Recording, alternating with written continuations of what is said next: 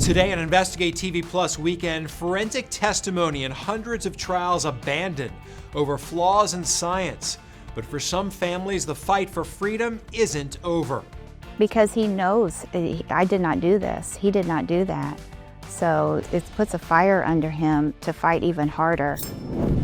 Plus, police are trained to spot impairment, but when the signs of a health crisis look the same, one call can change a life. You're going to be going to jail right now for DUI, okay?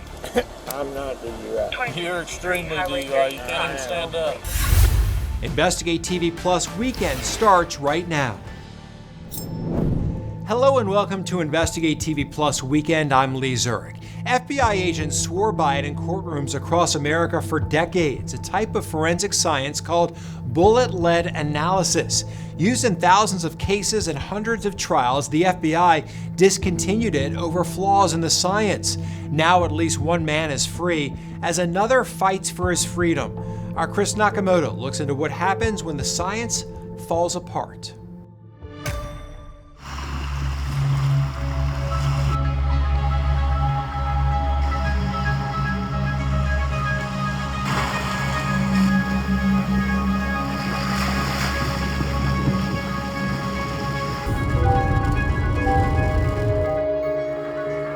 Baker's just a small town. Everyone knows everyone. Pretty much everyone's, close with everyone. And everyone knows everyone's business, what goes on around here.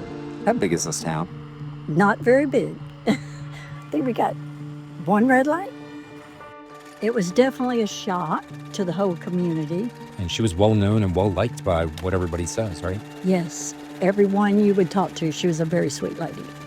She deserved better than that. She was a loving, kind, beautiful, sexy young lady. She had beautiful body. I've said it over and over.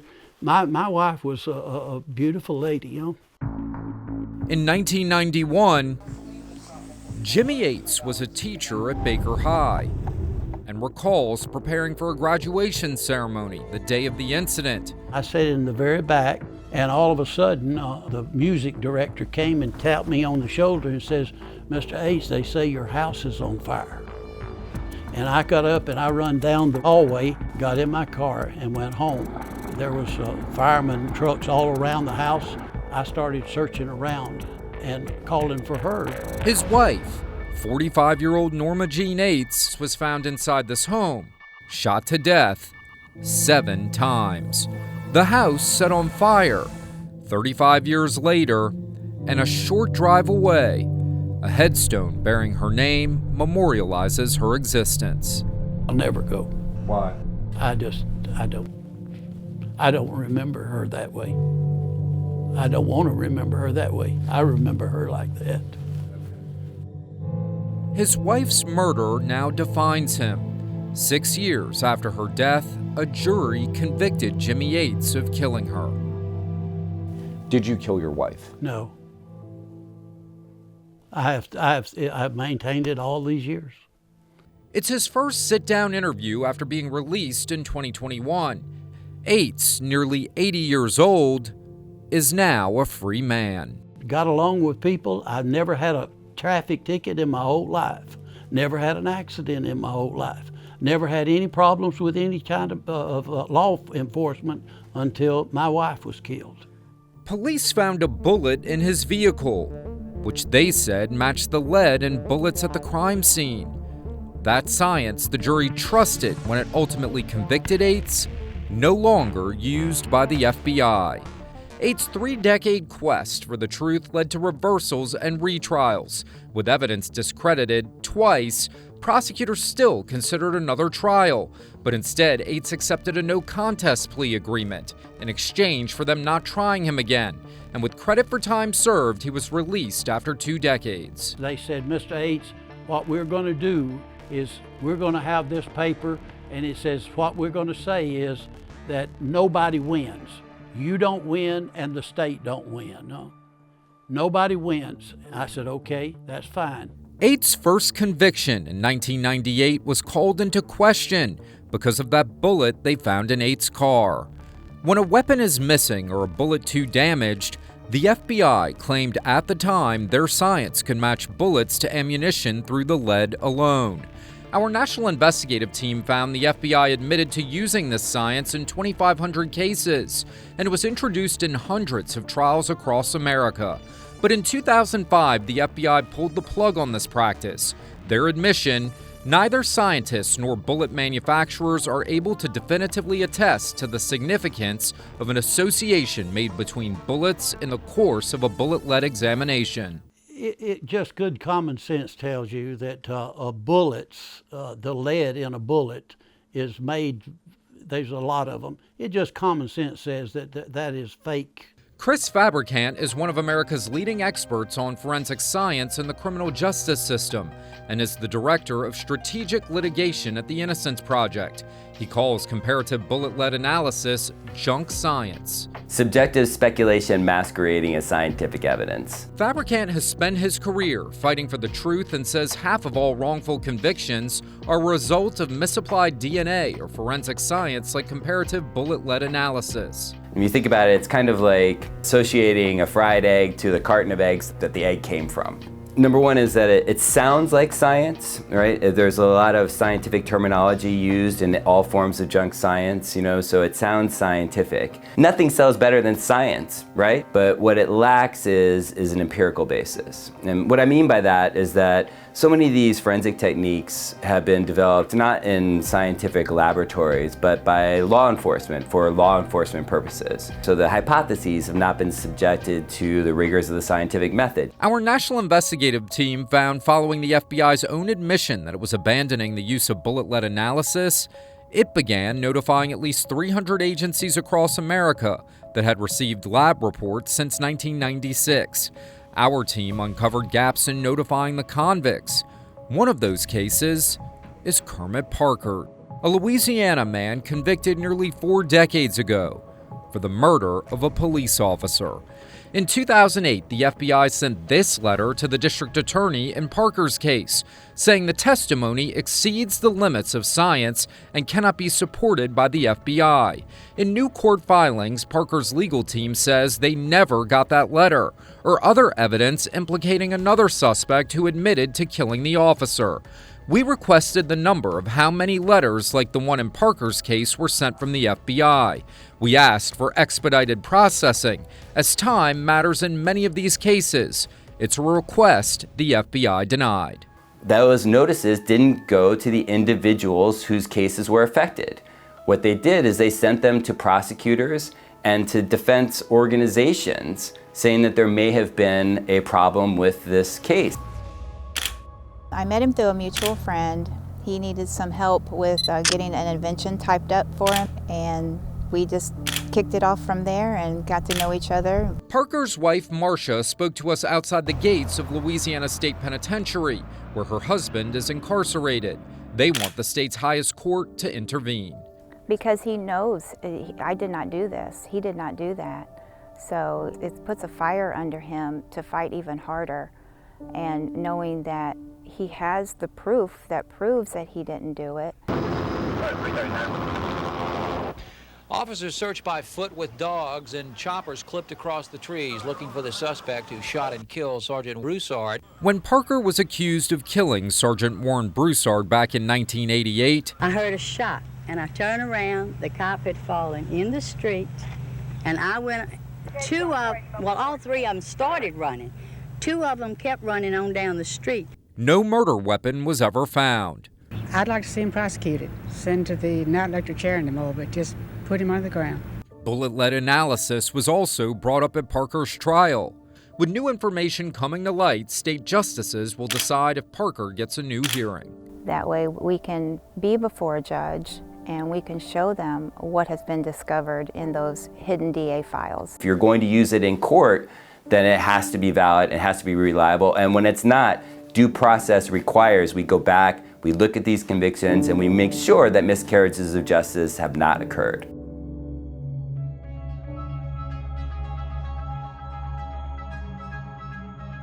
What is it like to be free? I said, I'm going to have the best bed. And I said, that I'm going to eat some of the best food because I've eaten dog food for 20 years. For Eights, a second miscarriage of justice came in 2011 when he was reconvicted. That conviction was overturned in 2018 because evidence was withheld from his attorneys, a CD of another man's confession. I believe in God, I believe in forgiveness, and I'm not going to hold a grudge in my heart. Do you still think about her every day? I think about her every night. Eights now lives in Alabama, moving out of Florida after his release from their state prison in 2021. Meanwhile, on February 10th, the Supreme Court in Louisiana denied Parker's request for a hearing to review the new evidence. His family says they will take their fight to the U.S. Supreme Court. How much have you had to drink today? Drink? Alcohol. Coming up, a former deputy says a diabetic emergency was mistaken for impairment, raising bigger questions about other sober drivers who have faced DUI charges.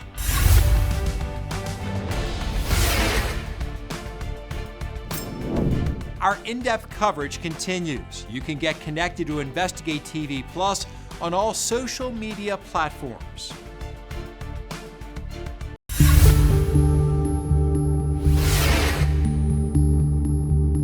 A traffic stop can turn quickly when an officer believes a driver is impaired, but body camera footage out of Tennessee raises questions about what happens when the signs of a medical emergency look like a crime. Investigative reporter Jeremy Finley examines how a diabetic emergency led to an arrest, a mugshot, and months under suspicion for a former law enforcement officer. We're getting a lot of calls about your driving. You're all over the roadway. It's not so much what he says. So then how come you're driving all over the roadway?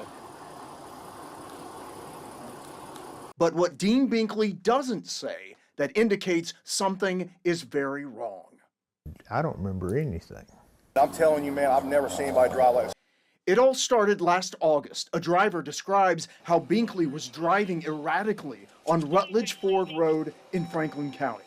He was going all the way up there and he was all the way across. Trooper Ryan Nichols responds. How much have you had to drink today? Drink? Alcohol. But Binkley also doesn't respond to other questions. You good? And stumbles. Do you know where you're at right now?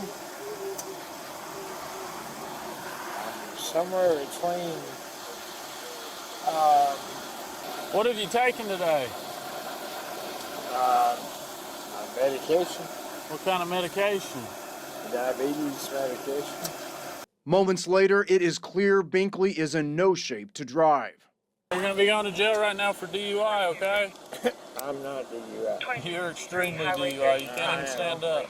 But even Nichols questions, what's wrong with him? I don't know what to do now. I'm confused. Confused because of what Binkley says once he's under arrest. I need sugar. You need sugar? Yes. Are you low on sugar? Yes. Turns out Binkley was coming home from his doctor when his blood sugar levels crashed. What's it like when your sugar gets that low? I'm just like I'm drunk. It's something that paramedics confirm can happen to diabetics who are low on sugar. Because it'll mimic a stroke, forgetfulness, slurred speech, all of that. Once again, Nichols questions what he should do. But I haven't dealt with something like this yet, so I don't know if... I don't want to make a bad call when he just needs medical treatment. Binkley believes the call should have been clear because, like Nichols, he's not only arrested drunk drivers while working as a sheriff's deputy. So how many DUI arrests do you think that you've made? Oh, in my career, 100 or plus. But he was also educated on how to respond to diabetics. I went through the academy when I was 21-year-old. I was taught dealing with diabetics then. I have not. And even after paramedics discover that Binkley's blood sugar was dangerously low, Nichols talks to his lieutenant on the phone and tells Binkley his decision. I think you're under the influence of a drug, of narcotic. No. because your pupils are constricted, which is signs that you have an active narcotic.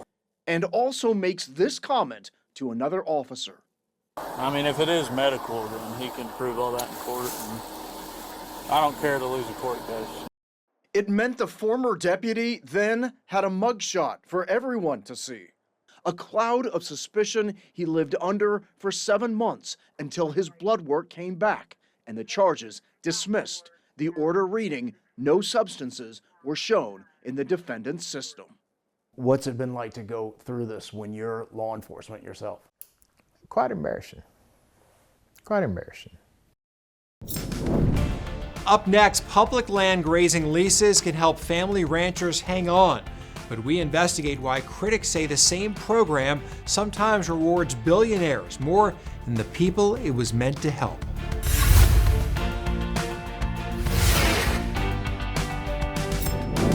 You can watch Investigate TV Plus anytime online. Just subscribe to our YouTube channel at Investigate TV. You can catch stories and full episodes.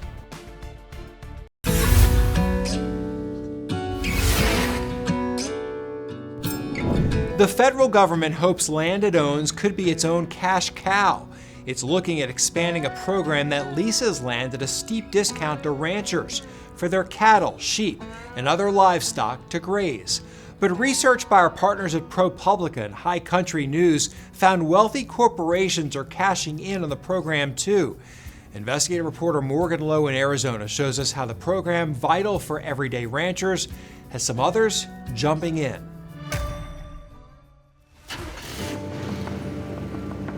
Ben Mangus is a fifth-generation cattle rancher. A lot of the things that we do, people were doing it the same way 100 years ago. It's physically demanding, and profitability depends as much on the weather as it does on the price of feed and beef and the value of government subsidies. Yeah, the economic challenges is very real. The Mangus Ranch is located in far eastern Arizona, and it spans 83,000 acres. We have a small piece of private land, but most of it is a federal grazing lease. The Trump administration is moving to open up more public land to grazing as a way to maximize productivity and help address the nation's debt. That's revenue to the federal government. That's revenue that helps balance the budget. But a joint investigation with our national investigative team, ProPublica and High Country News, found the federal government is charging just a fraction of what it could for the land.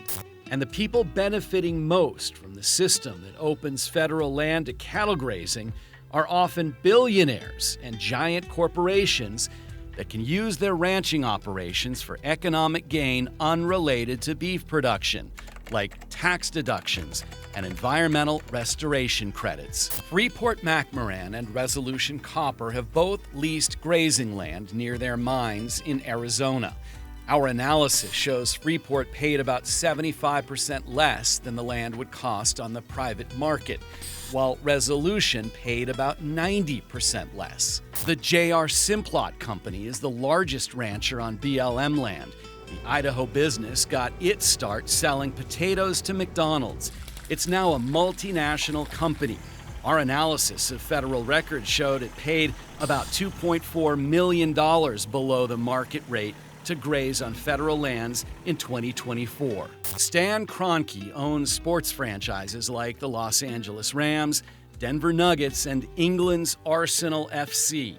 He also benefits from the program with land leased in southeastern Arizona and other states.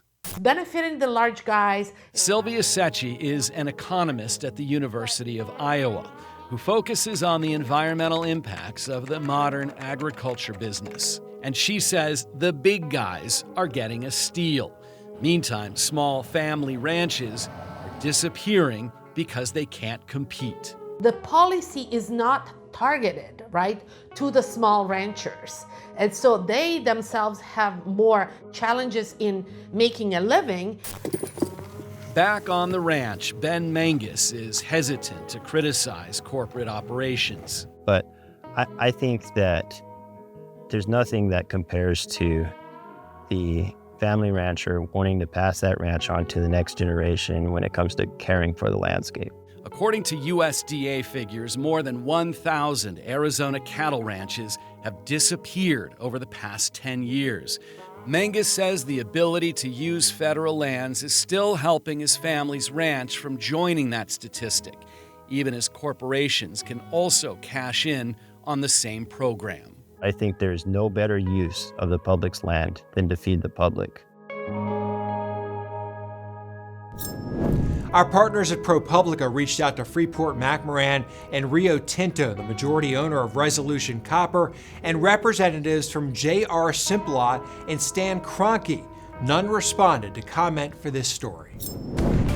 After the break, a simple way to build or rebuild your emergency fund so the next surprise bill doesn't become a bigger financial hit.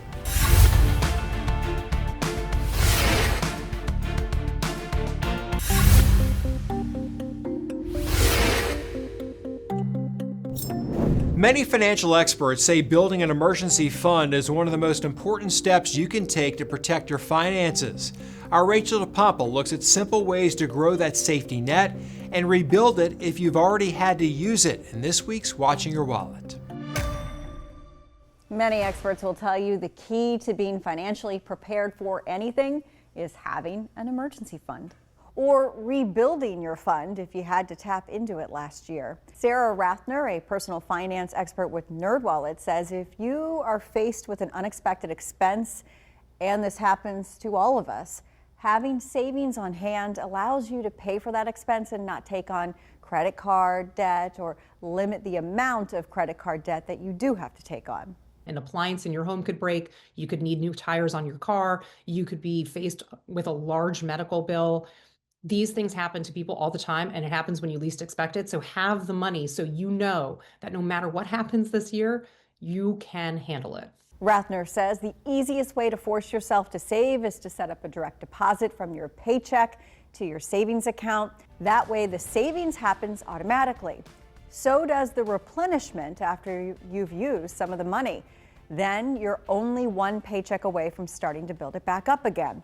You could also use a different banking institution to do this, so every account is not connected and there's no temptation to dip into your emergency savings. Automating savings makes your life easier and keeps you from forgetting to set money aside for emergencies. And that's it for us. Thanks for joining us here on Investigate TV Plus Weekend.